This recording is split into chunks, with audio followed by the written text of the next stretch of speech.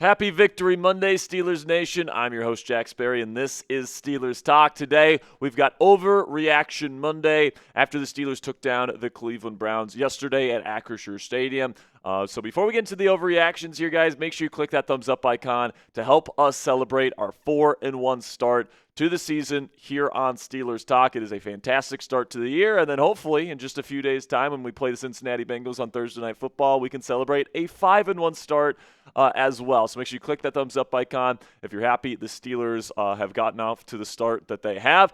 Now let's get into the overreactions. First claim of the day. The AFC North is all but locked up for the Pittsburgh Steelers this year. And for me personally, guys, this is a slight overreaction. Now, I want to make abundantly clear right now, I think that the Pittsburgh Steelers certainly are in the driver's seat to win the AFC North this year. It's about as good of an opportunity as they have had in a number of seasons to be able to win this division, and Pittsburgh should win the division this year if they are worth their salt. If they are a legitimately good football team that's going to be winning 10, 11, up to like 12 football games this year, if they're a legit threat in the AFC this year, then they should be able to win the division. Now, it's certainly possible that the Ravens could come back out of the bye and, catch fire and all these different things, but if the Steelers continue on their current trajectory, there's no reason why, the 2.5 game lead that they have accrued over the first 6 weeks of the NFL schedule shouldn't hold until the end of the season. A 4-1 start, and then you look at Cincinnati, their season is pretty much over. 2-4 start, 4 straight losses.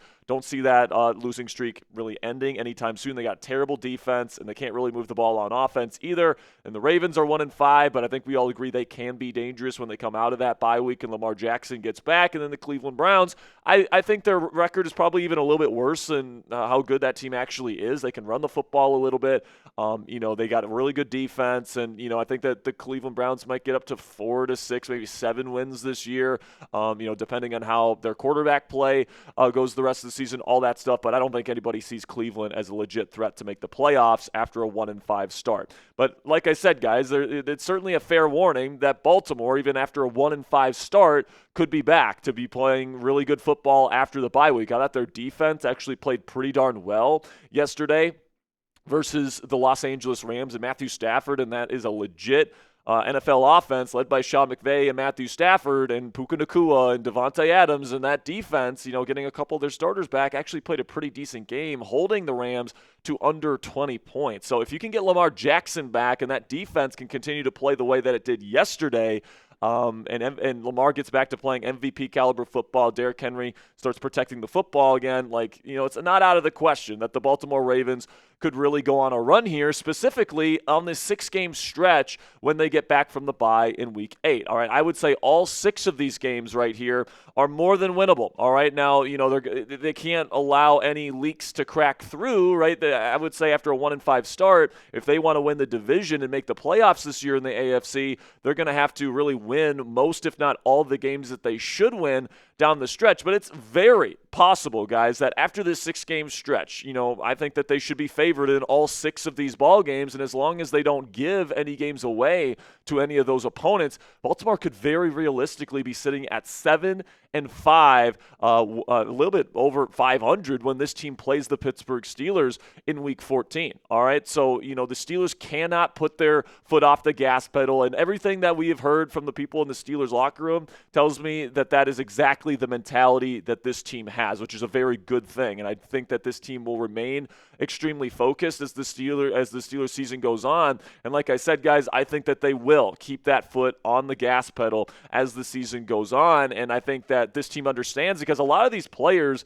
that were here last year, obviously they understand what a fast start followed by a late season collapse looks like. And they understand just because you have a decent lead in the division at some point during the year, that doesn't guarantee that you're going to have that 4, 5, 6 weeks down the road, and you never know when injuries are going to strike and all that different stuff. This team understands that, and they have experienced it firsthand with the way that the last season ended. So I think that this team, is more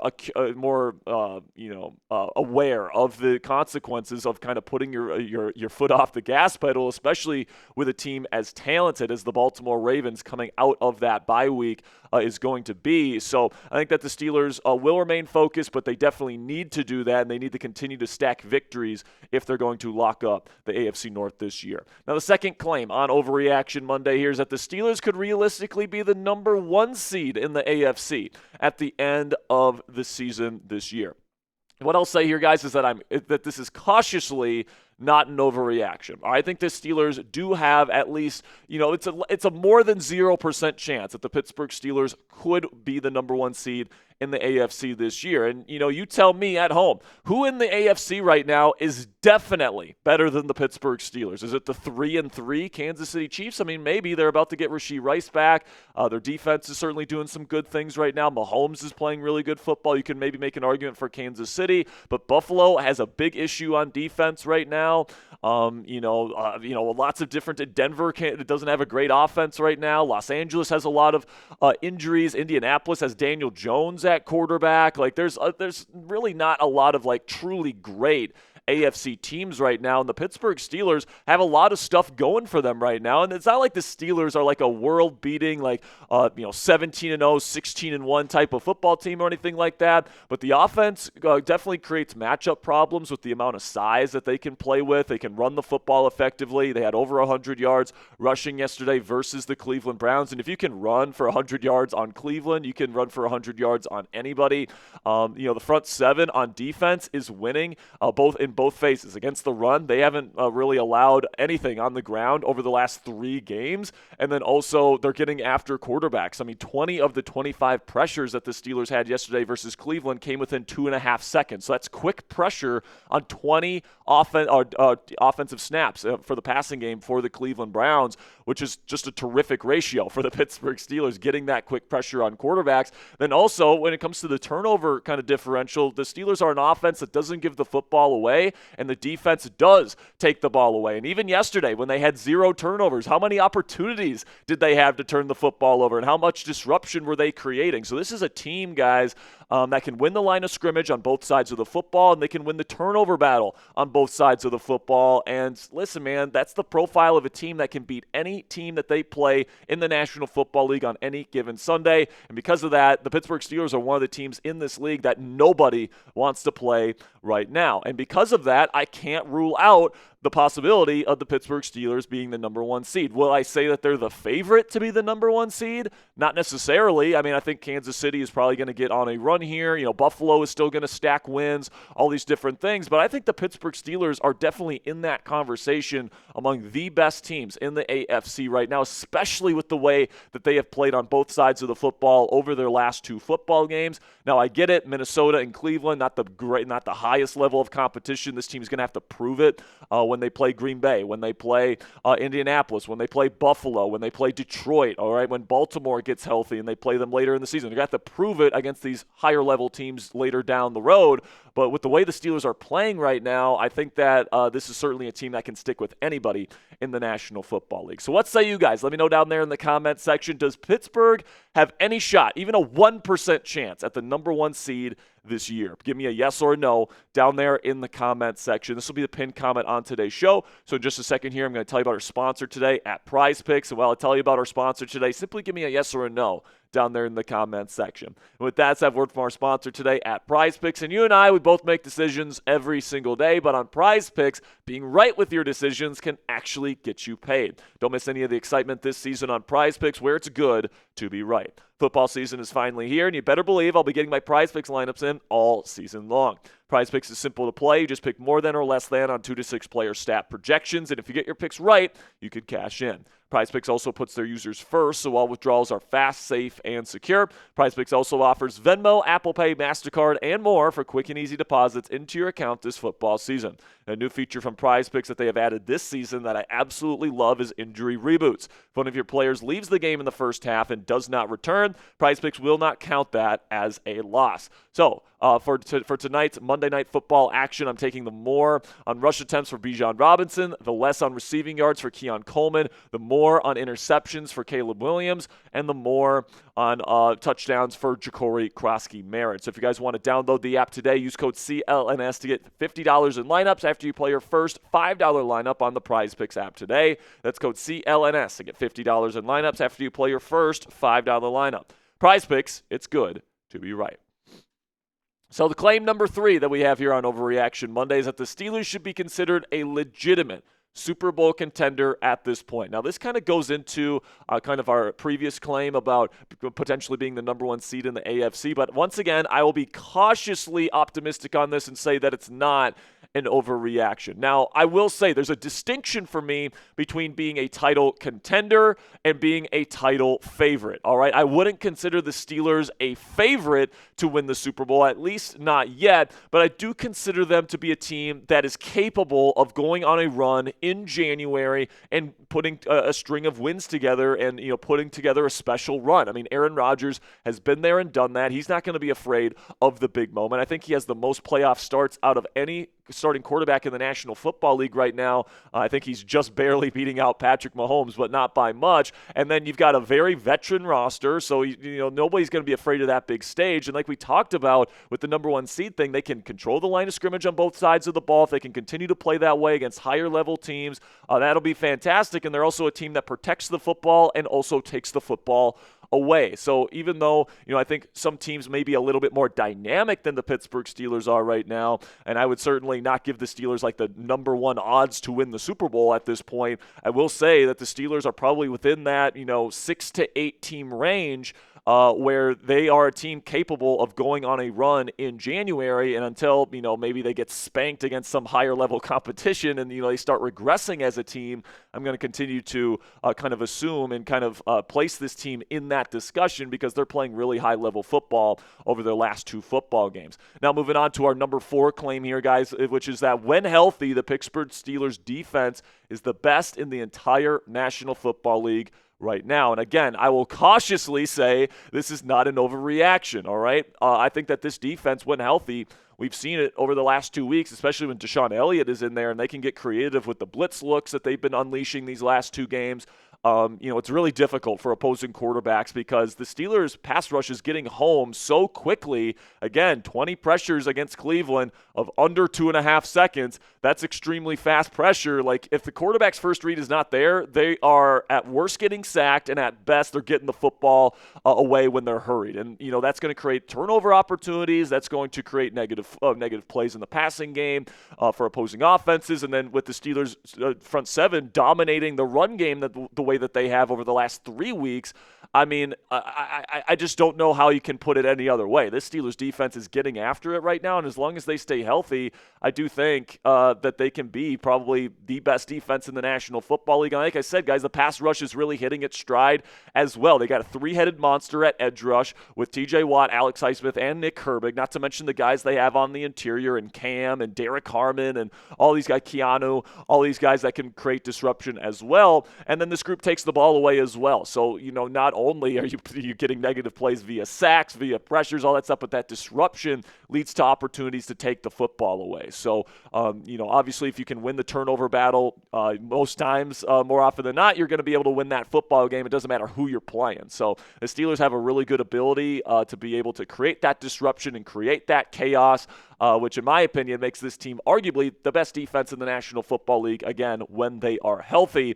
And I think that they have to be included among that discussion. Now, if you don't want to put Pittsburgh number 1, I understand that. The Steelers have certainly given up quite a bit of yardage this year, but I think with the way that they've played the last 2 weeks, I mean, this defense is getting after it right now. And if they can get into the Packer game and the Colts game and the Charger game and all these tougher quarterbacks that they're going to be facing down the road, and they're still putting the same amount of pressure on these guys, and they're still creating the same amount of chaos and disruption, I don't think it's even going to be a discussion that this defense is going to be the best in football this season. Then we get to our 5th claim here, which is that Nick Herbig has surpassed TJ Watt as the best edge rusher on the Steelers roster. I've been seeing a lot of people on Steelers Twitter that I really respect and do know ball make this claim because, frankly, Nick Herbig has been the most efficient pass rusher on the Pittsburgh Steelers roster this season. But I will say this is the one overreaction on this show that I will say is a complete overreaction, all right? And it's not to say that I don't understand why people are making this argument. I really do. You take a look at the numbers and the production that Nick Herbig has had in just 4 games played versus TJ Watt's 5 games played. He has a sack more than him. He has a full TFL more than him. And even though, TJ really gets that disruption in terms of the pass breakups and stuff like that, Nick Herbig has pretty much undeniably been the most efficient pass rusher on the Pittsburgh Steelers roster this year. So that's why people are making that claim. But you have to ask the question why that is. And the thing is, TJ Watt gets the extra attention. He gets the chip help. He gets the double team help. He's got quite a bit of triple team help this year. And it's just, frankly, it's just tougher to get pressures and sacks and get that production when you're double and triple teamed and getting chip blocked every play, as opposed to Nick Herbig, who does benefit from the attention that TJ Watt gets on the other side. I mean, it's just a fact, guys, that one-on-one opportunities are a hell of a lot easier to win than when you're getting chip blocked or doubled or tripled. And if the tables were turned, guys, plain and simply, Watt would be going even more nuts than Nick Herbig is going right now, at least in my opinion. TJ is still extremely explosive out of his get-off. He's still one of the best pure speed rushers in the game. And, certainly Nick Herbig is playing like, I would say, a number one level edge rusher. Like, there's not 32 edge rushers that are better than Nick Herbig right now, plain and simply. But the way I view it, guys, is that the Steelers have two legit number one edge rushers. And when you add Alex Highsmith to that, who's an excellent run defender, who's also a really disruptive player, you can make an argument the Steelers have three number one level edge rushers right now. And I don't want to take anything away from Herbo. He's been fantastic to start this season. And, he's a big reason why this Steelers defense has played as well as it has, especially over the last two games.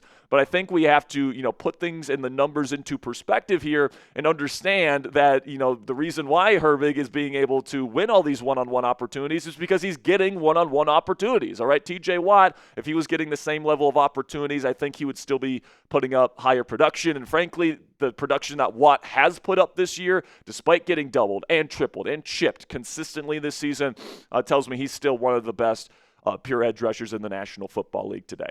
Then the final claim we have here today on Overreaction Monday is that Broderick Jones has made himself and solidified himself as the franchise left tackle of this football team moving forward. And I do think that I'm going to take some caution here and say that this is a slight overreaction. Now, I want to say, got to give Broderick his props for handling Myles Garrett the way that he did yesterday, man. He looked as good as he ever has in a Pittsburgh Steelers uniform yesterday.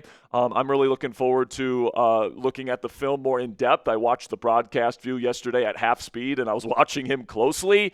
And, just based on that angle, he handled one-on-one opportunities versus Myles Garrett better than I ever thought he could, ever. And it was just awesome to see, man. So I'm really optimistic about Broderick. He has consistently gotten better as the season has gone on, and I'm hoping that, we get to the end of this season here and we're having a legitimate discussion about picking up his fifth-year option. I'm hoping he plays that well, but I'm certainly cautiously optimistic at this point. He has shown a lot of really bad technique as well, especially in pass protection this season, and we still need to see the consistency from him. So I'm going to be cautiously optimistic about Broderick Jones, but I can't say at this point he has solidified himself as the future franchise left tackle of this football team. But true or false, let me know down there in the comment section. Broderick Jones will be Pittsburgh's starting left tackle next season. So not this season, next season. Type T if you think that statement is true, or type F if you think that statement is false. I still think it's possible that he could, and it's still possible that maybe he gets replaced. It's going to really depend on how he plays the rest of the way, but I'm certainly encouraged with what I saw in his film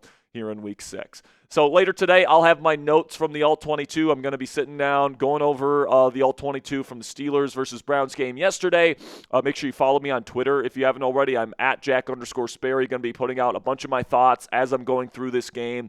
And then, of course, later today before Monday Night Football, I'll make sure to get a video out to you guys with my offensive and defensive takeaways. I'm guessing it's going to be a lot of positivity.